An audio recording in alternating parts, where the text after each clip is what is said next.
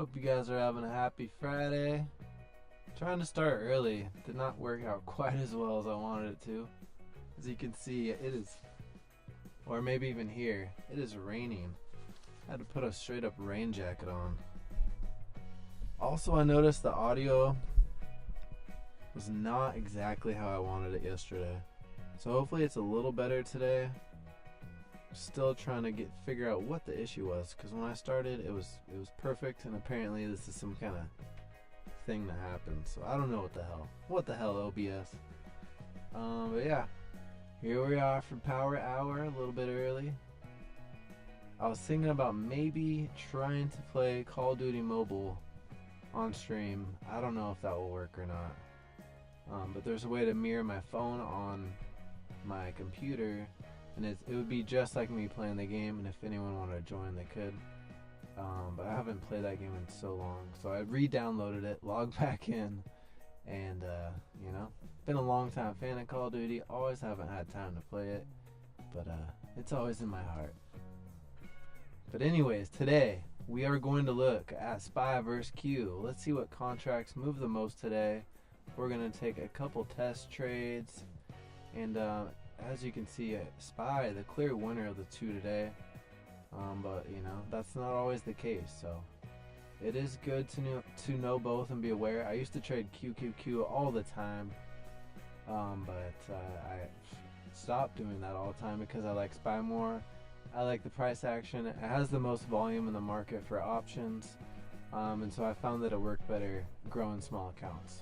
But last time I traded Q, it was in the 300s, so naturally I would like to think there's more volume and hopefully some better potential here. So those are my thoughts on the day. But take a look at these other charts right now.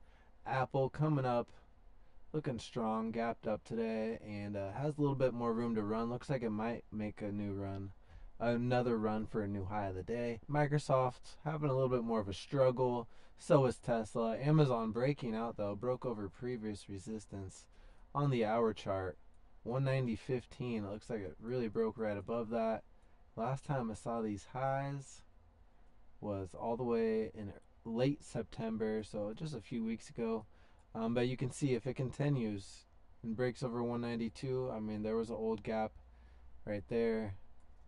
But it is looking fairly strong. So if the rest of the market continues and there's no bad news with Amazon, then I think that could be a nice long-term trade. But anyways, let's get Q back up on here. And let's get the music going again, huh?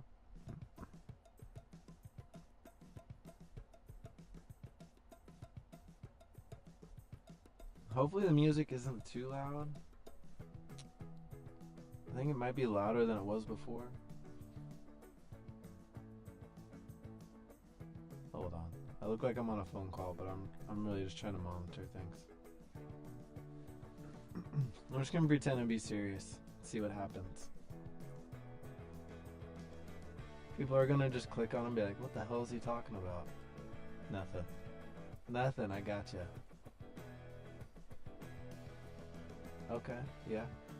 How are those audios? Yeah, audios. You know, it's not as clear and crisp as I want. That's for damn sure. And I think the music needs to come down a little bit, you guys. Okay, thank you for letting me know. Goodbye. Alright, let's move on with our life here. Turn the music down just a hair for you guys.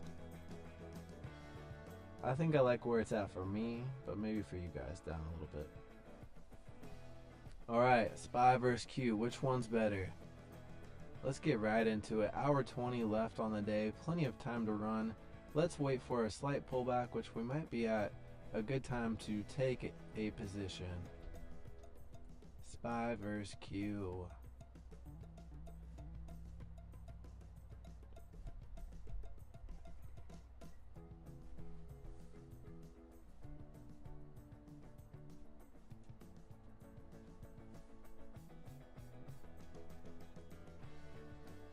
Make this bigger. Stretch it out, maybe. Maybe you can't. Alright. Take some test trades, you guys. Looks like this is all fitting quite well.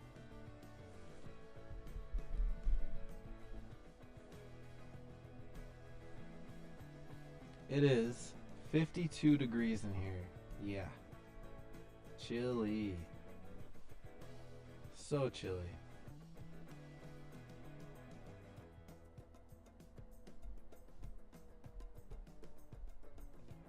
Alright, looks like we're at support on the call. So let's try to find similar calls. There's SPY, there's Q. $9. No. Alright, perfect example.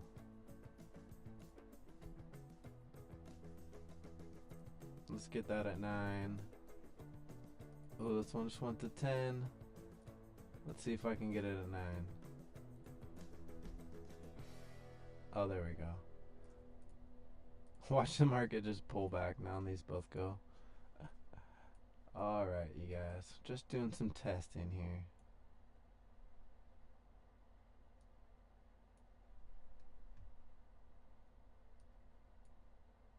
This really didn't fill. 8. Look at that. Being gracious. Alright, let's go to 4 charts. I know. Getting nasty with it. It's Mr. Nasty time.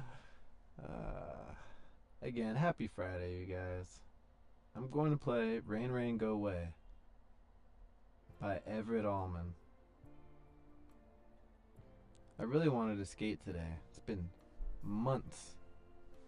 Literally months. And it's raining. And today I was thinking it might be the day. Probably not though. I didn't know there's words to this. We're just gonna let it ride though.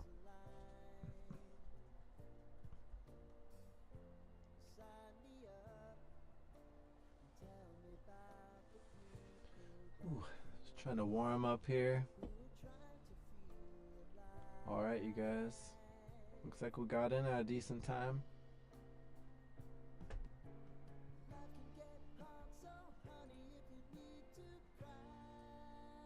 Alright, we're up slightly on both of them. Let's see here.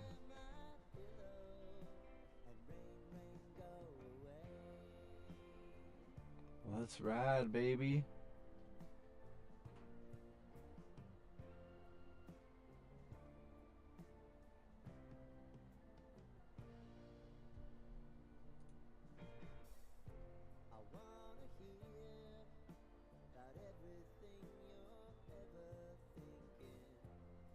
I can't hear the words that well, so hopefully at some point it says rain, rain, go away. Ooh, can we get some more heat too? Alright, before I forget, I'm going to share the stream. Because I will certainly forget.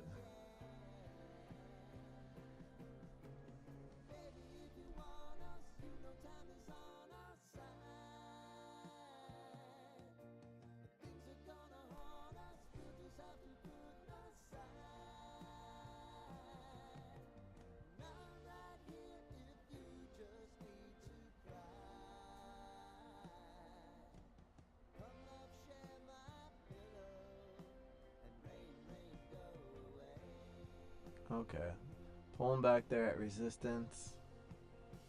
Let's see what happens. Coming up on Power Hour on a Friday. Hopefully everyone didn't go home already.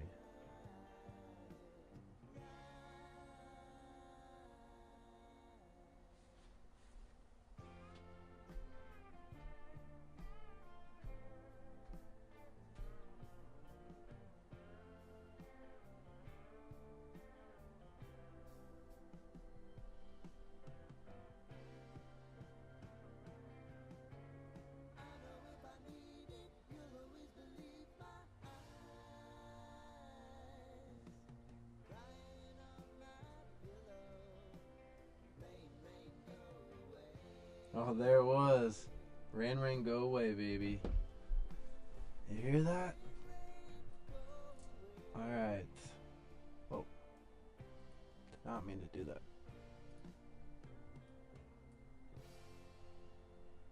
Alright, let's watch close here. We want it to hold here, make higher lows, and not lower lows.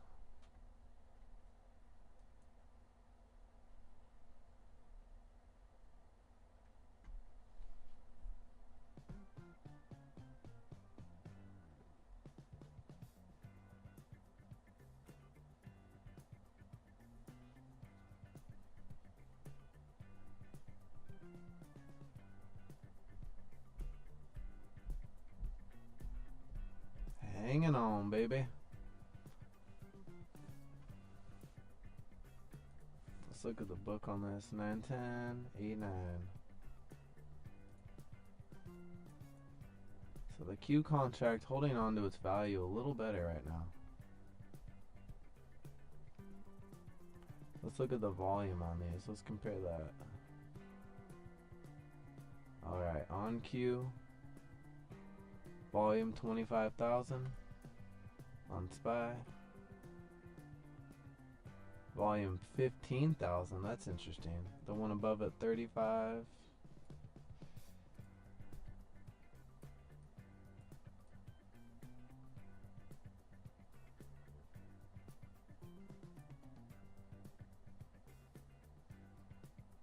Oh, weird.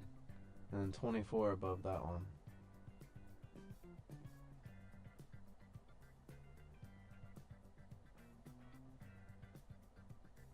And sorry, I didn't mean volume. I meant open interest, not volume. And this stands for implied volatility.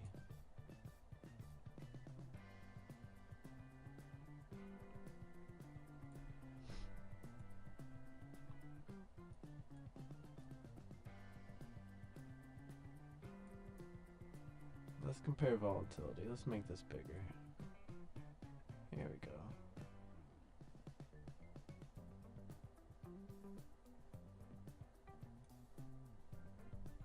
Alright. What's up, Marlon? Thanks for coming by. Washerman got stuck. Man, I feel your pain, man. I have definitely battled washing machines. Right now we have a double stack one, and it's like crammed in a corner, and it's operating properly, but it is a pain in the ass. But I've had to replace some parts and dryers, and jeez. So hopefully you get that working, find some nice video, makes it easy. Nothing worse than getting stuck in the middle of laundry too. Comparison's going pretty good. Right now we are looking about break even on both trades, holding on while support holds. As long as we don't make a new lower low, then I won't cut losses on this. But SPY versus Q, they are break even right now. A moment ago, Q was holding on a little bit better. But yeah, going pretty good. Pretty good. Man, I have Samsung too, so hopefully, I'm knocking on wood right now. Hopefully I don't see any errors soon. Those things. They get you with the fancy beeps. Oh, nice. Nice little old-fashioned reset. Just a simple unplug, plug back in. Thank God. That was probably a huge relief. That's usually the last thing that ever works for me. It's like, so I'm happy for you. Last thing you want to do is spend your weekend working on your damn washer.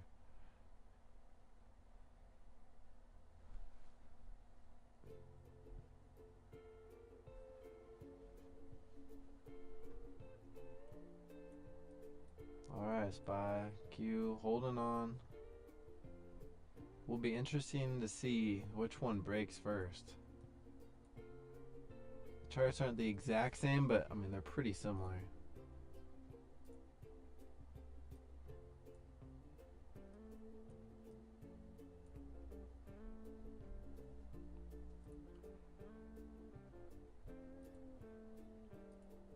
Oh, SPY SPY turned over a little faster.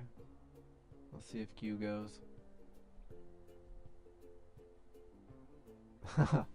Oh, of course. Of course. After trying everything else, and then just the one thing that probably crossed your mind, like, no, it's not that simple. Unplug it, plug it back in. Oh, man. Well, hopefully you didn't buy any parts or anything first. I remember when I had my washer and dryer delivered, because it's stackable, it requires a bracket to put on top of it, and they were trying to sell this bracket for like a ridiculous price and have like the guys install it for an extra price.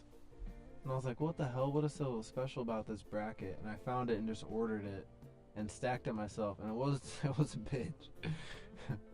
Thank God I didn't break my back doing it, but I mean, I saved money, so no regrets.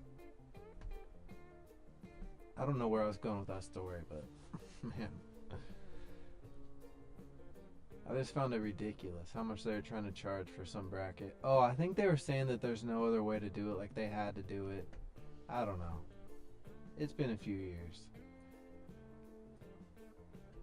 Actually been a while. That was like 2018, back when I bought my house, so been a minute. Alright, these contracts not looking too good. Let's zoom in on the minute chart here. Might be breaking support. Might be time to cut them.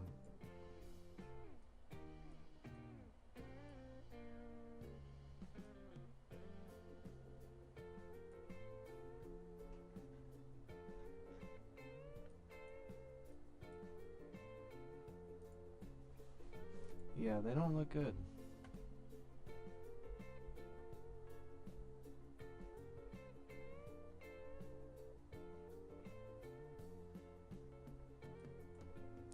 Trying to be patient with them, but might be best just to cut them.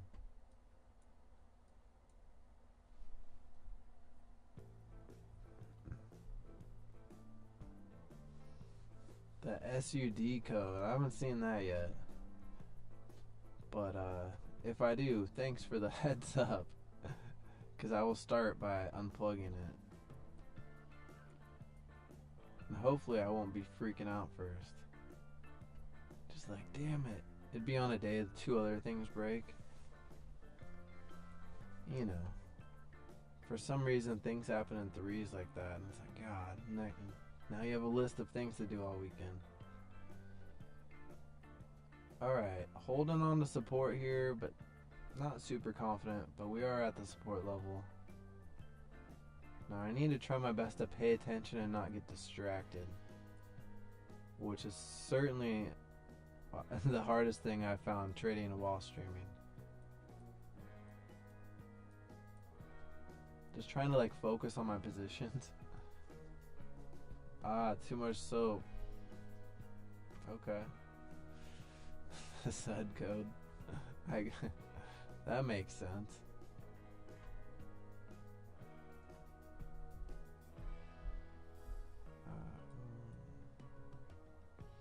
Alright, come on, SPY. Come on, Q.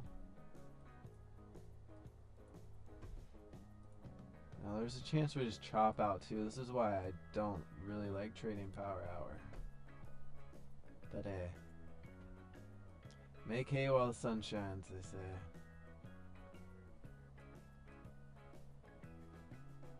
I think that's how that saying goes. I don't think I've ever said that in my life. Today's the day.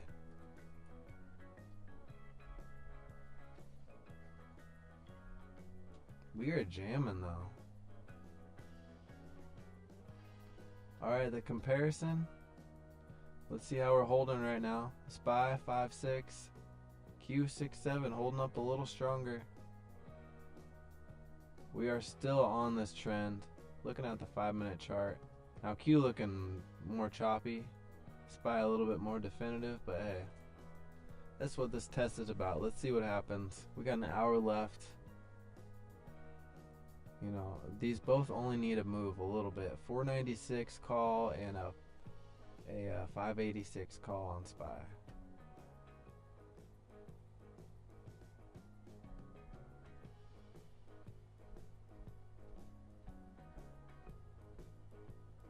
Yeah, the chop will get you with options for sure, and especially with smaller contract sizes, and if VIX isn't very high, which I don't think it's really high, but we are coming down. So let's actually, where's VIX? Yeah, okay. Well, it hasn't came up much. That's for sure. So VIX is pretty low, which makes it even harder. When it's in the 20s, it gets significantly easier to get into a trade, take a base hit, and move on. The lower VIX goes, man, you'll notice for sure the more time you spend trying to, grow small accounts or just trade small options. That's like the one thing that I didn't know when I started trading that made like the biggest difference. Because I would get so frustrated. I'd be doing so good and be on such a good streak. I'm like, damn, this is easy. This is easy. And then it would just get really hard. And I'm like, what am I doing different? I don't understand. And a lot of it just came from the volatility and just, you just got to know when to hold them, know when to fold them. And it gets really hard when VIX drops.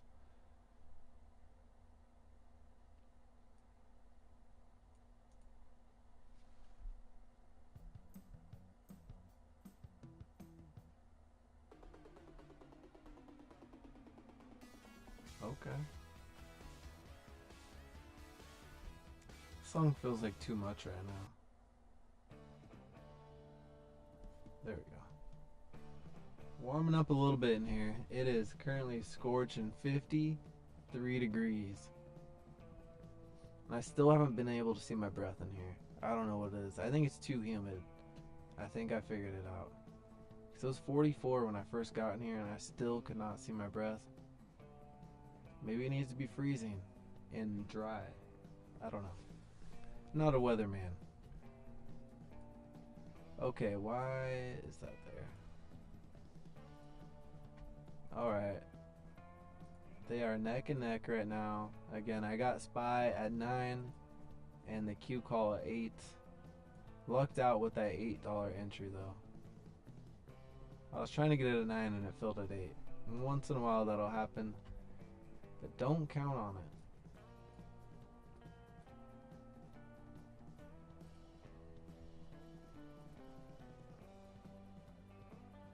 How are we looking? Now another thing that was ripping today, I mean Bitcoin's looking good, but Dogecoin, I just got a notification from my crypto.com app because I don't have alerts set on it because I got tired of, tired of the non-action, but there was a nice pop on it. Don't know what happened. I think it was up like 15% on the day at one point. I don't know. Not sure what that's all about, but it is on a nice uptrend just in the last week. Up 40% or so. Something to note. I mean, if you're holding any, you've definitely noticed. And same with Shiba, that's gone up. Not sure how much though. Starting to curl up. It's interesting. But anyways, before I get distracted again, back to the positions. We're still holding on through this boring chop. You realize if you don't sell immediately when it goes in profit, they may never go back green even though the market moves in your favor. Absolutely, 100% agree. Could not say it better myself, man. So base hits are so important, and setting those stop losses once you're in profit, just because, what happens a lot of times is there'll be a nice big candle like this and boom, you get into profit, and then quickly you can go out of profit, or it will slowly just, chop around and you'll just lose value, and it's just better to take your winnings, be grateful for green. And that's a big part of me always saying be grateful for green, or why I'm so grateful for green is because I've rode so many of those stupid trades out where you're just like, damn it, I was green, now I'm red. And kind of like these two trades, which are not good, do not look good, but hey, this is really for testing and entertainment purposes right now. Let's see what happens. SPY holding on better than Q. Not looking good though. We are at support. If we break below my alert, then I'll definitely be looking at puts and probably cut losses on this, but we'll see. I might just get wild with it. Wet and wild. It is raining after all. Yeah, Bitcoin really helping out, helping pull the market up. I didn't see the news or what the hell's going on. I didn't look into it. Not yet, but I probably should. Right now I'm trying not to get distracted and forget about this trade too long. Because I prefer to just be ready, like, you know, ready to sell. Unless I'm in profit and I have that stop loss ready to, you know, take profit at whatever I'm happy with. That's when I feel the most at ease. Until then, I'm just like, phew. You're just like waiting for that move or ready to cut losses. And these things are just getting chewed up. It's going to need a nice pop in a short period of time to do anything. I'm just going to let them ride though, so you guys can see exactly what would happen if you were to buy and hold these, and why you should or shouldn't do it. How aggressive do you want to be? We are still technically at support. It's hanging on. But no guarantees here. Yeah, Q's in that tight range. 495.50-ish.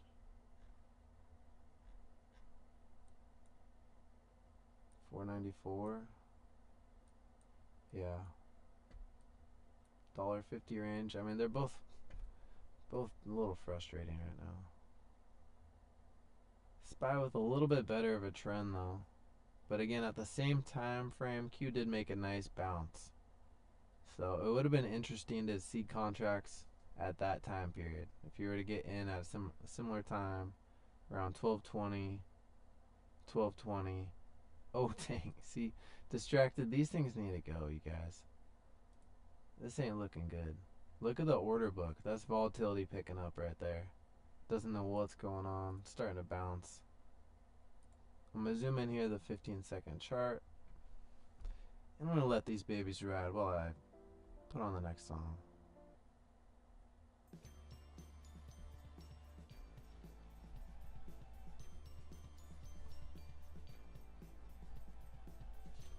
Think the market's going dumb after close, not selling puts? Yeah, it could definitely dump. Maybe you did you mean to say going to dump, or did you mean going dumb? Either way makes sense. 15-second chart looking aggressive, and this song is too Christmassy.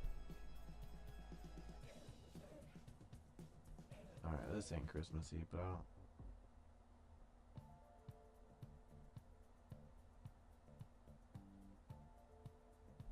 Alright.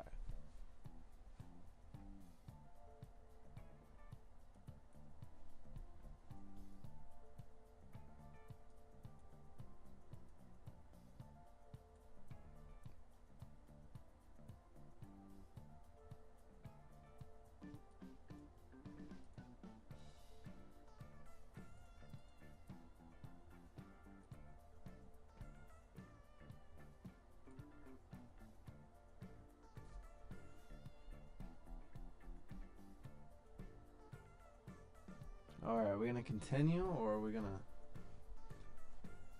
bounce? This is the 15-second chart. If you ever use it, don't forget you're in it, because you are so zoomed in. I like to watch it for an early indication of that trend change.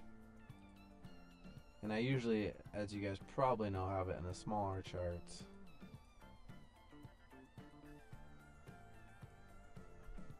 Like so, right above my head.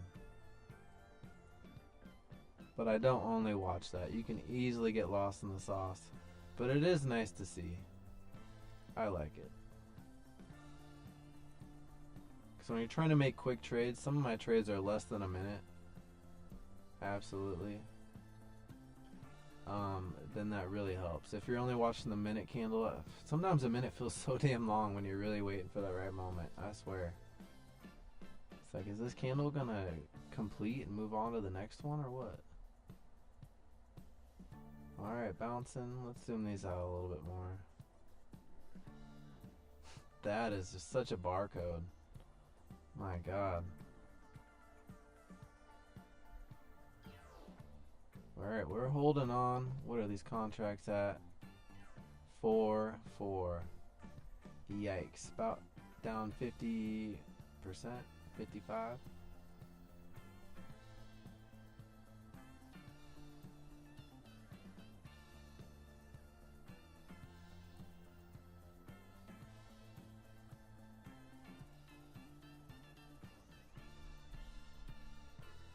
Yeah.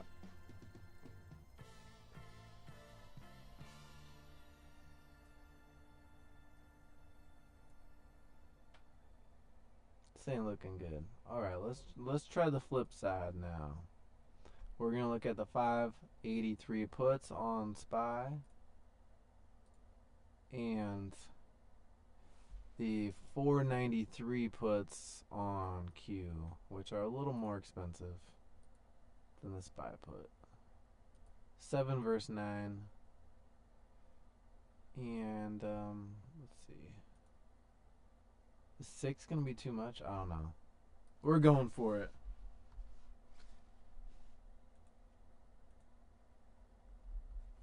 Oh my God, my fingers are so cold, it's hard to move. Yeah, that weekend profit take is real.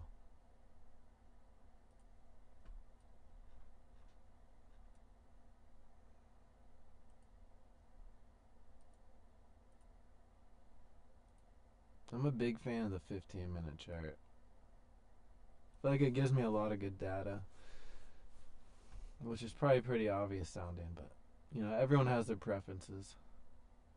Hour, 15-minute, 1 minute, 15-second, 4 hour. Those are the ones I use the most. I'm sure some people probably use 30-minute, 2 hour, whatever, maybe 30-second. Maybe tick. I know there's some tick users out there.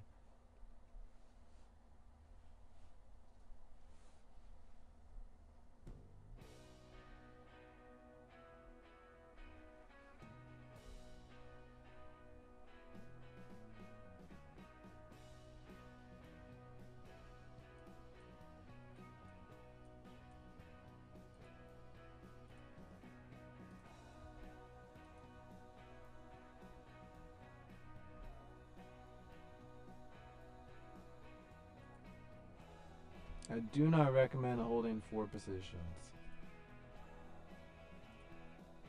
For the record, in case you're wondering, do I encourage this? No. We're just trying to see what plays out here.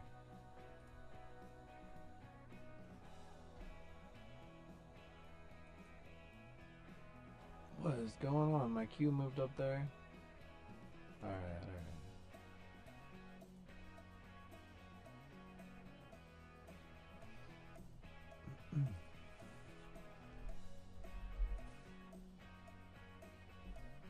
Oh wait.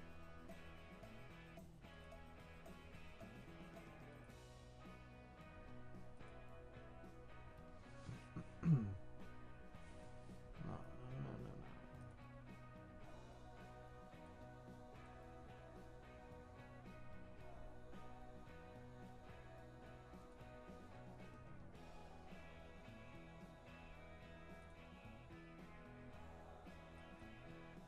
Make this bigger. Oh my gosh. I am just fumbling these charts right now. Alright. 493 put. 583 put. 496 call. 586 call.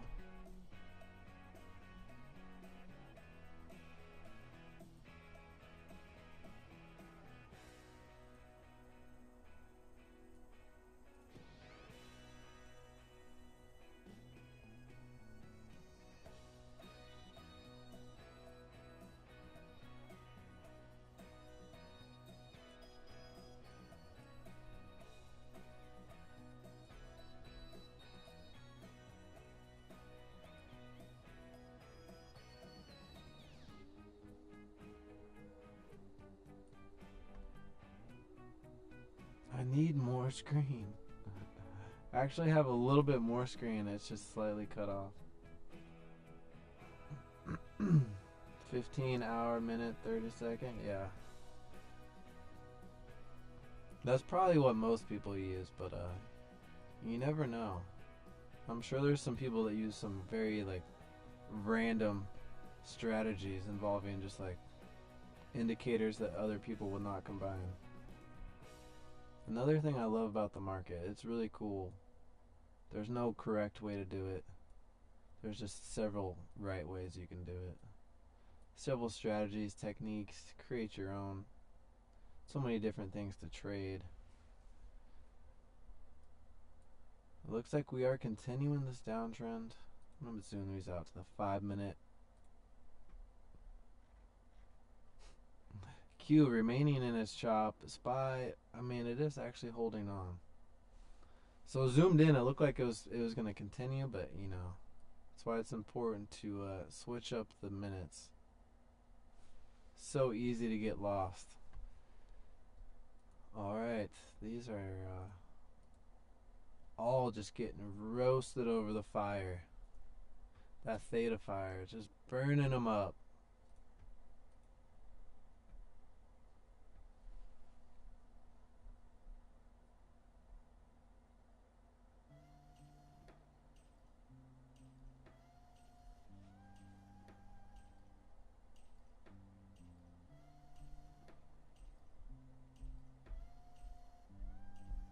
What will happen? Any predictions? Do you think one of these contracts will rip? Or do you think they're all going to just fizzle out?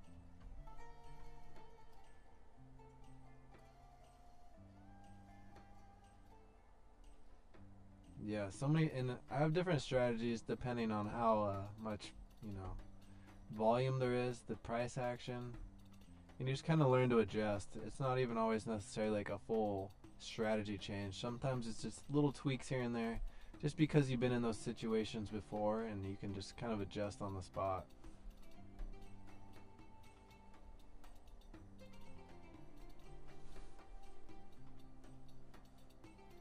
Yeah, alternate for sure.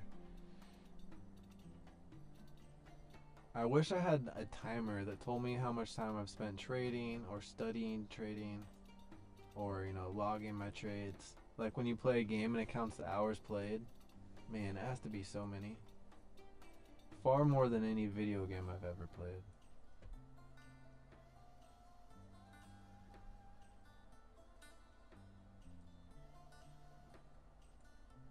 Alright, well it is holding on based off the 5 minute.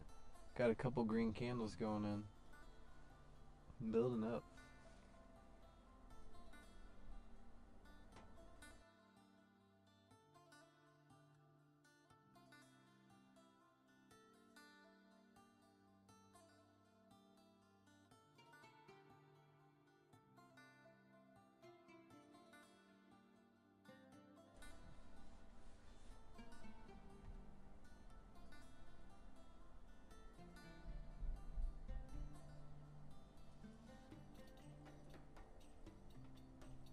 Alright, SPY. Q. I'm gonna look at their hour charts.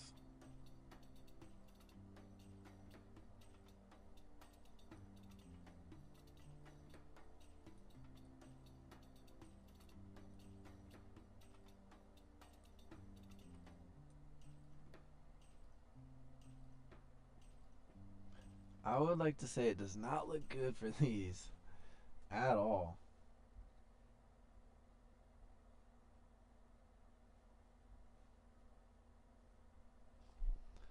Experience and screen makes a difference for sure. Absolutely. And the one thing I haven't done enough of is read books about trading. Probably books in general. I have actually read way more books than people would probably guess. But most of them were like, you know, like leadership, motivation, things like that. Organizational. You know, like, I'm trying to think of it's been so long.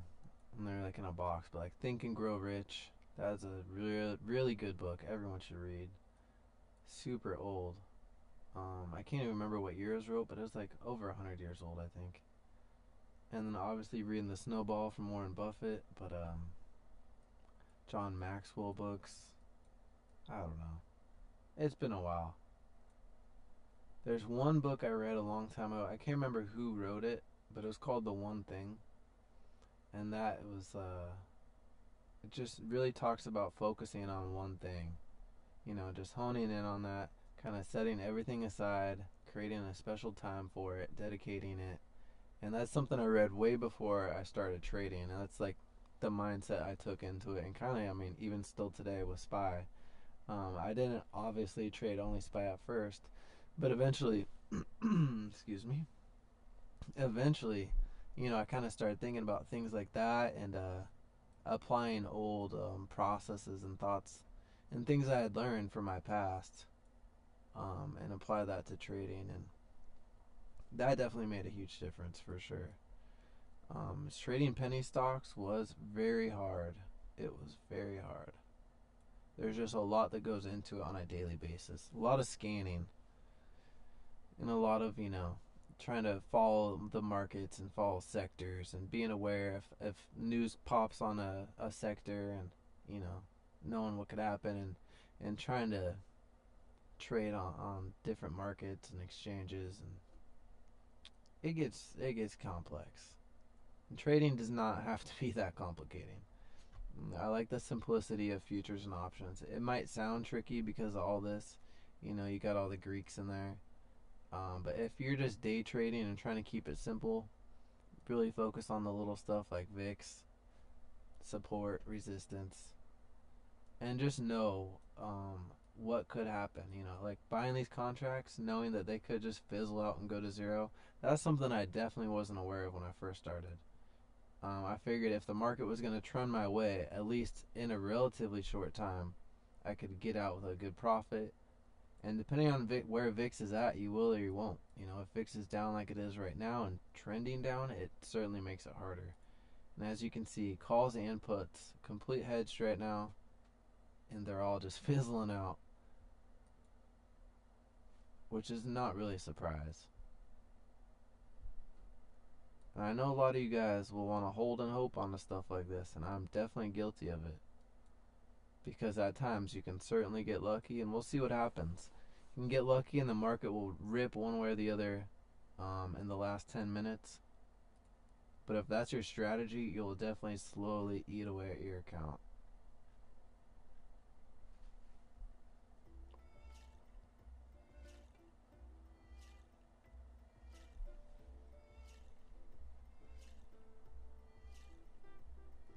Yeah, Marlon, I feel you, man. It's crazy how much you can learn. Every day I'm still learning new things. Learning stuff about the market, myself, things I can do better. You know, it is such a journey. And so many people try to make it sound like it's just so easy, or people will get on, get lucky, and then, you know, be self-proclaimed gurus or whatever, and not be transparent about everything. It's actually really fucked up what people do. And so many people on Twitter, once you like dive into them, they straight blatantly lie. It's nuts. I don't know if I've really talked about it on stream. I know I've mentioned it here and there. I usually kind of stop myself from talking about it. But man, there is one guy specifically, and I'm gonna say his name. Or should I say his name? I don't know. Maybe I'll wait. I'll save that. I don't know.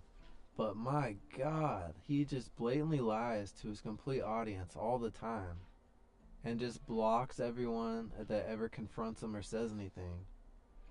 And he just lies about all his trades, all his profits. And he'll do it so blatant, like he's a politician.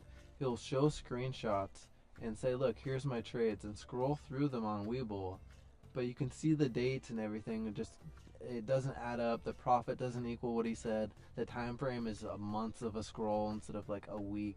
And it's like, what the hell? Like, you just post that and just move on, and you want people to just not take the time and go, oh wait, this doesn't add up. You just want them to believe you, and then go sign up for your fucking scams. And it's just like, god damn it, that's the problem with the market and why so many people are scared to even trade or do anything. Because assholes like that will make it sound like it's just a walk in the park. Start posting all the time, oh, I'm starting a $500 challenge, I'm gonna save, I'm gonna change lives, I'm gonna retire my grandma with this, all this bullshit. And it's like, man. And then they get exposed and they just block everyone and just move on. New people will find them, and it's pretty damn crazy. But anyways, that's enough of my rant. These contracts aren't gonna do shit. But as Usher says, let it burn. So, if this was a live account, I would certainly cut these quite a while ago. I don't want anything to go over a 50% loss. And if you know, give yourself a rule, whatever it is, 25%, 75%, give yourself a number, and stick to it. You want to build up that what's the word I'm looking for? That self-trust. Self-trust is so important to your confidence, to making sure you make the right decisions. If you're constantly telling yourself you're going to cut losses at 50% and you don't, goddamn, you're going to lose all your self-trust. And it's going to take a huge toll on your confidence. And so much of trading comes with confidence. You know, you want to be able to spot the trends and feel confident in your entry. And also be able to spot when it could be choppy like this. It's all very important and relative. And, you know, luck is not a strategy. And if you're holding on to all these right now, that's basically the strategy. Hopefully you get lucky and the market rips in one direction. Rest in peace to that fella. No pun intended there. Yeah, that's what I got to say about that. A lot of them make money from YouTube selling courses, and prop firms reveal, then they make, and prop firm reveals, then they make from trading. Wait, am I cut? I think my chat's slightly cut off. Can I scroll this up? Oh, yeah, there we go. Yeah, exactly. It's insane. Insane. And that's why doing live challenges and actually showing my account history. Well, where the hell did my chat go? Oh, there it is. It's so important, and always been. Being transparent, it's just because that was what I've always seen a lack of. And it made it so hard to learn from trying to watch people on YouTube, and then you just learn that they're scamming people or whatever. Of course, that's great for views, you guys. I could just clickbait and lie and cheat your way to getting views and subscribers. And unfortunately, it's kind of a numbers game that way, in the sense that some people, you know, there's a certain amount of people that will just believe it and move and continue, you know, to trust you or whatever it might be. And then other people will call you out and you block them, I guess. And then, I don't know. I mean, once you have, you know, such a wide spread, it's just, it really just comes down to pure numbers, and it's pretty damn fucked. That damn autocorrect.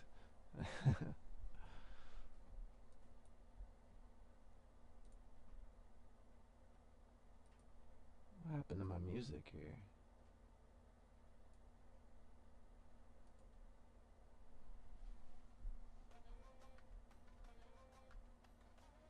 But yeah, I've thought about putting them out, but I don't want anyone to randomly sue me either. That's just not worth my time. You know, I'm not like a gossip channel or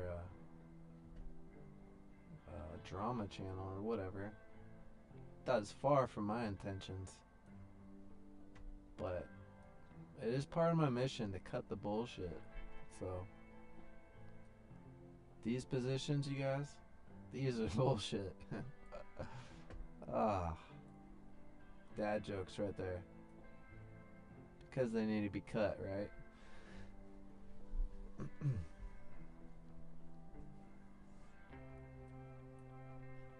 So, 35 minutes left in the day. Sure, anything could happen, but the odds are not good. Not good.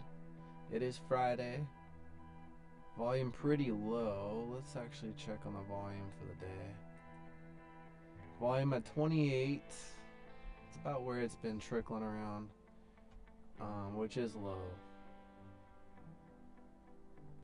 Oh, I've SPY on here twice. That's really helpful. Q, I haven't been tracking Q's volume on a daily basis, but I will start. So it's at 19 million right now. And SPY at 28, so it would be interesting to see a chart of their volumes side by side to see if there's been an increase in either of them, or if they're kind of both steadily, increasing at the same rate, or if one's being favored a little bit more. I would imagine one has to be more favored. I mean, SPY, I think, has made relatively higher highs, but I don't have the hard numbers on that, so kind of just speculating here. Ethereum making some decent moves, I guess. I mean, looking at the daily, coming up on resistance.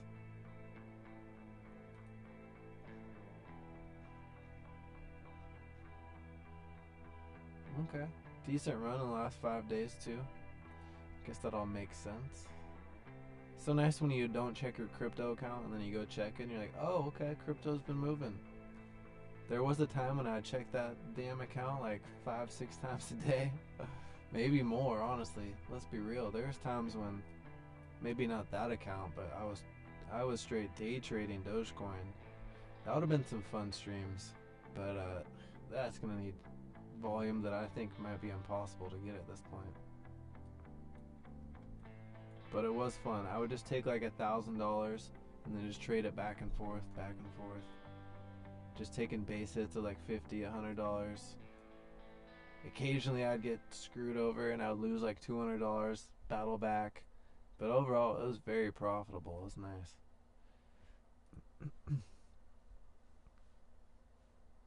Large institutions will start offloading at the end or after close. Yeah, I think you're right. As soon as those market makers start putting their fingers to work, we're at 584. I don't think they want to give up 585. And then for Q, they probably don't want to give up 495, if I had to guess. So they'll probably try their best just to pin the price. And these things are just burning. Wait, make sure I have them on here.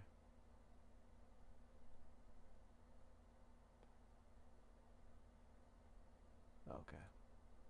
When you click on them, sometimes it like will change the chart, and the next thing you know, you're looking at the wrong chart, and you're like, gosh darn it.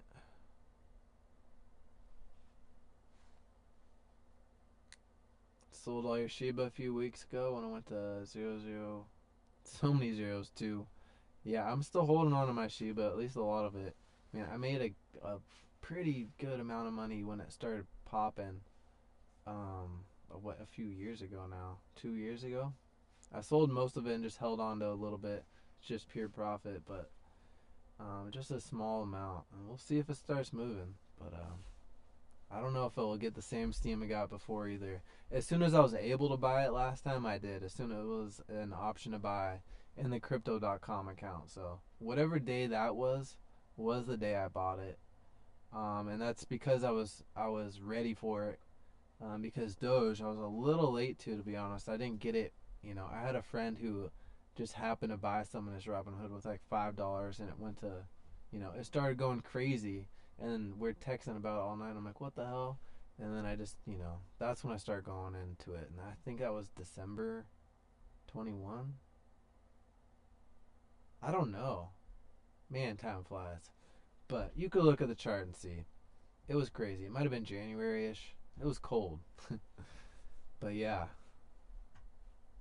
I would love to see crypto start really ripping again. And I have seen from both parties positive things. So seems like it's not going anywhere.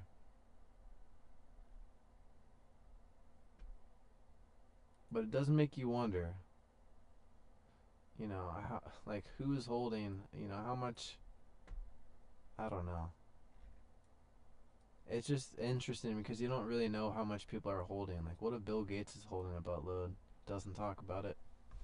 You don't know.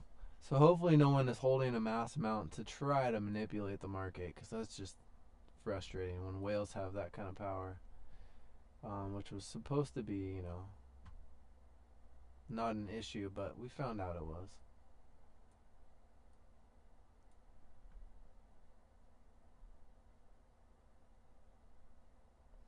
Made the most from Doge, yeah.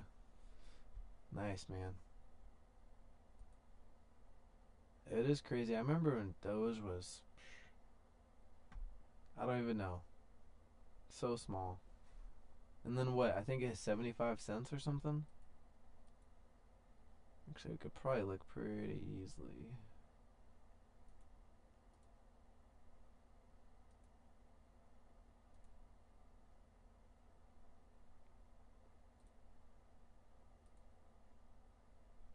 That weekly chart.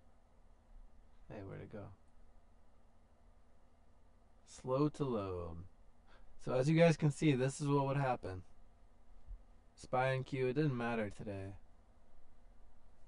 What you need is good price action and good volume. There's still, 28 minutes left. Something could happen. But again, it's not a good strategy. That's for sure. Okay.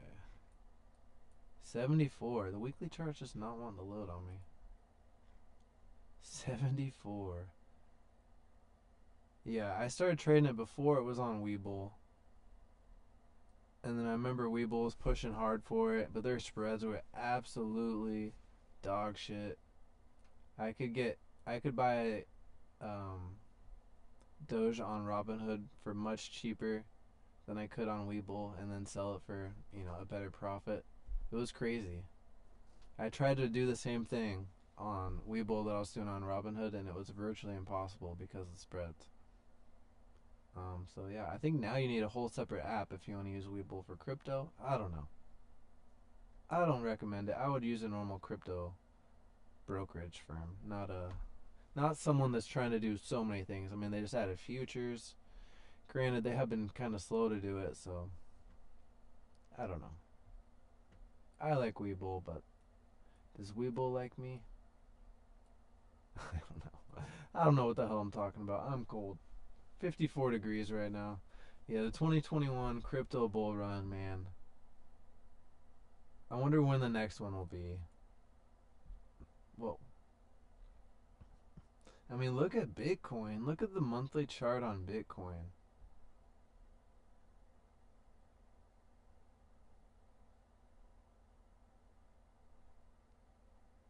That's pretty interesting. Look at hitting those similar levels that we hit on that 2021 run.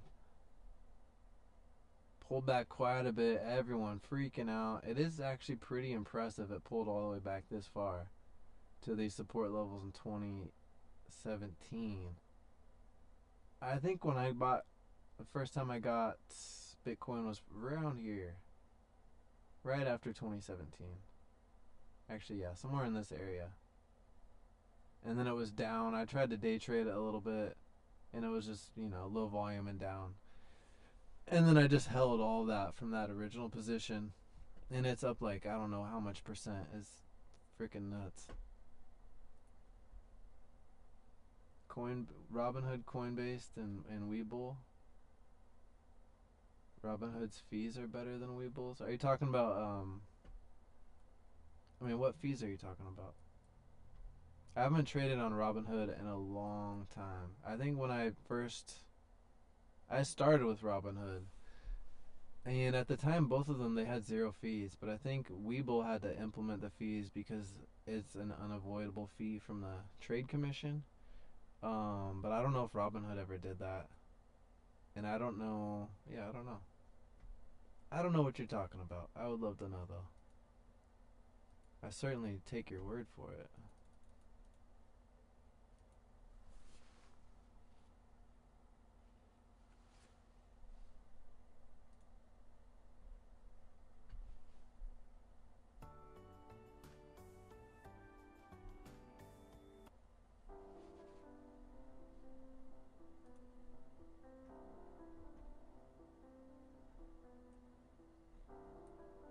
Alright, still kind of hanging out at this support level. This is why I set my alerts where I set them. I always set them based off support and resistance.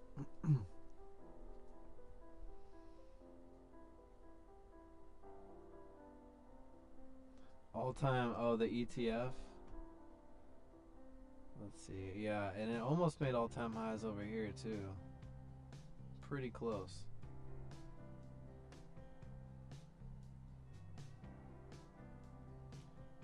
But when will we hit 80? That's the question.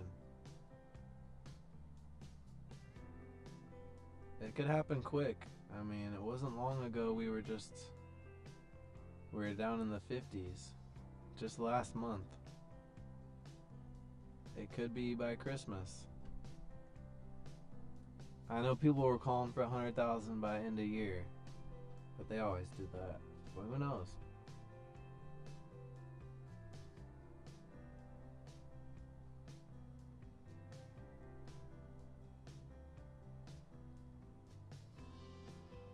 .030. So they still offer crypto probably the same way they always did, I'd imagine.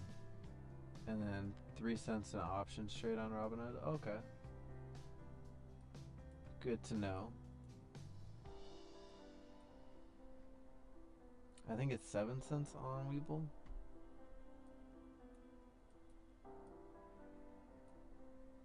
Oh no, my battery's low. No! I need to just bring out my computer charger with me. Because we're in the middle of a test here, for the love of God. This is important.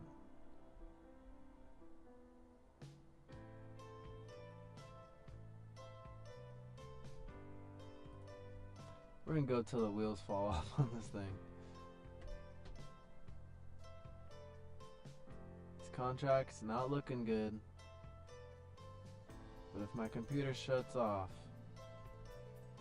I will just let them keep going and then fill you guys in, I guess. I don't know. I haven't had this issue yet. It's gotten really close, but I did start early today, so I guess I should have predicted this.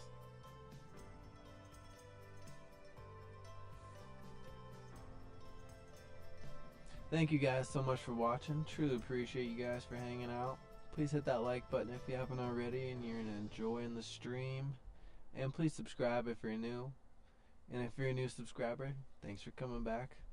Good to see ya. Feel like we're finally getting a little momentum back on YouTube. It's one of the hardest things to build with anything in life, right? Whether it's going to the gym, just anything, just getting momentum going. And YouTube is definitely one of those things where to get that momentum back and running, it's actually probably harder to get the momentum going starting a channel back up that already has videos than it is to start a new channel. It's pretty interesting. And I can say that I've started a few channels. I'm not going to say them all, but it is pretty interesting how that works. So I feel like we're finally breaking through YouTube's wall a little bit.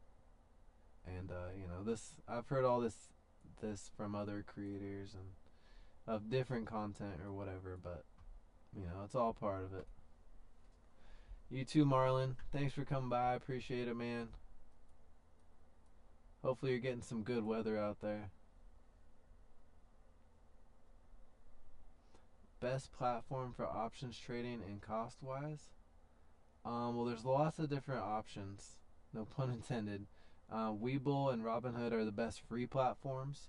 Now, Marlon just told me that Robinhood actually has slightly lower fees to trade for 3 cents an option versus Webull, I think, is 7 cents. But other than that, I prefer Webull to trade off of because of just the platform and the user interface. But Robinhood also is a great place to start too. So I would suggest starting with both of them. Take a look and see how you like it. Just kind of get familiar with them.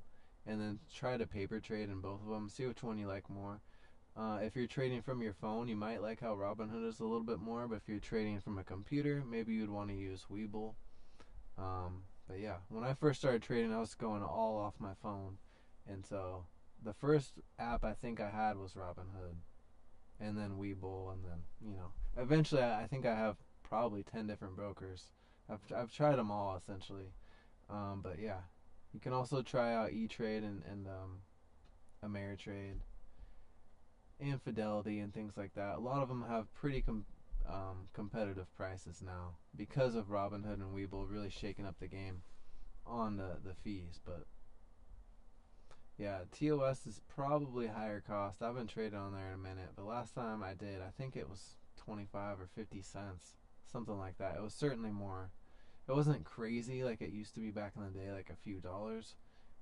But it's definitely cheaper to trade on Webull or Robinhood. Yeah, that cost is for options. So I think it might be a few cents to buy and then a few cents to sell, and then it adds up to around 7 cents. Something like that. Let's see. It actually might be 11. Let me just double check.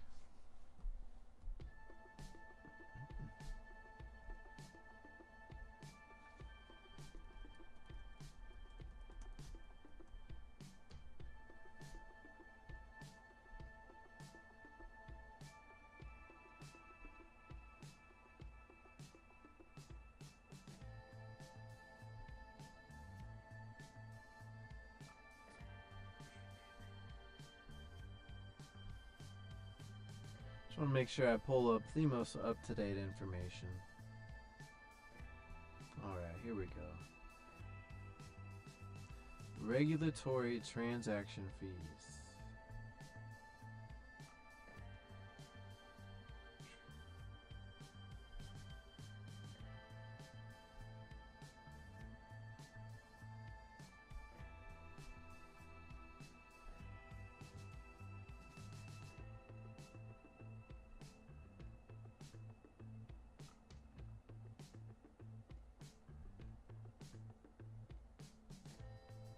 Okay, here are the fees. Hold on.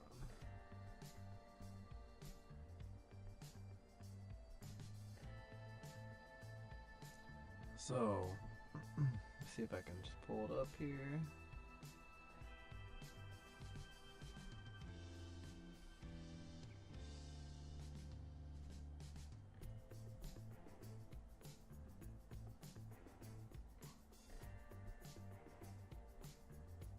Alright.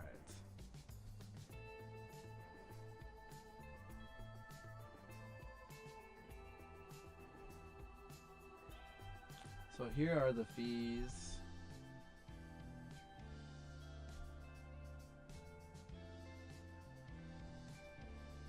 For the option. MSTR, drug, crazy wild run.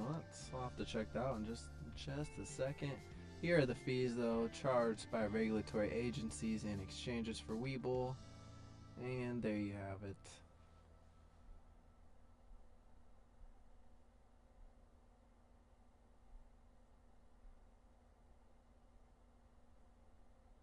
Oversized options order fee.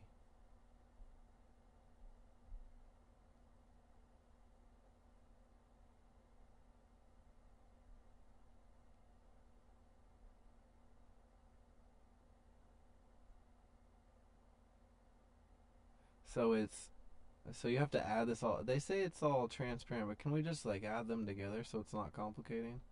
So it looks like it's like 4-5 cents to buy, and then around 7 cents. I think it's around 11 cents round trip, but it is split between, and this is how it's split. But anyways, let's check out these other stocks before we completely lose power. And these options are definitely going to fizzle out and burn. And this is a good example of what it looks like to get caught in the chop and just get straight lit up by theta. So great learning example for everyone watching. What not to do is almost more important than what to do. Alright, let's take a look at these though. MSTR.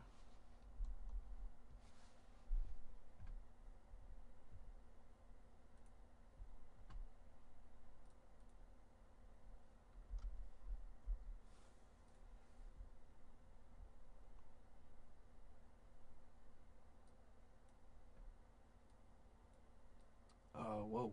I don't know what just happened. Looks like pretty low volume on there.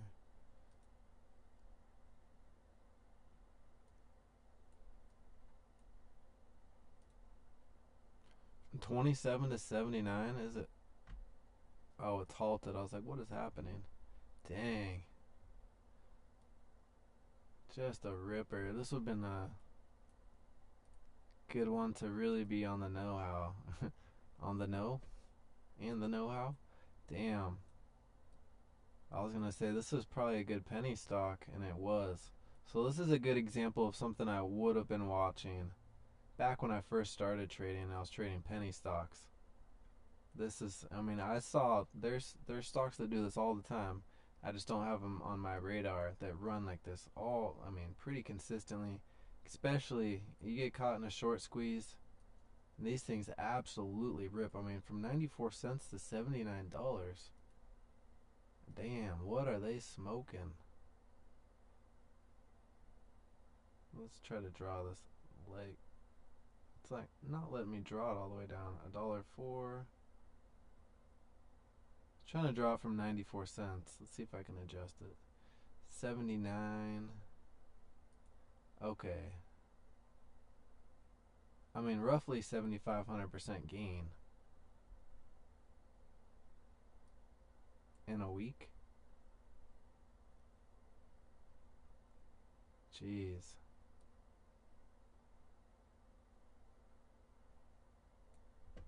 And it just opened back up. Let's see what it does. Whew. These are fun though. Are you trading this right now? Are you, or MSTR, either of these? I'm not sure where. The drug is taking my attention. MSTR does look interesting, but when I see a haul, I'm like, all right, at least we got some action going on. Some volume, 25 million volume, market cap 235, average volume 2 million.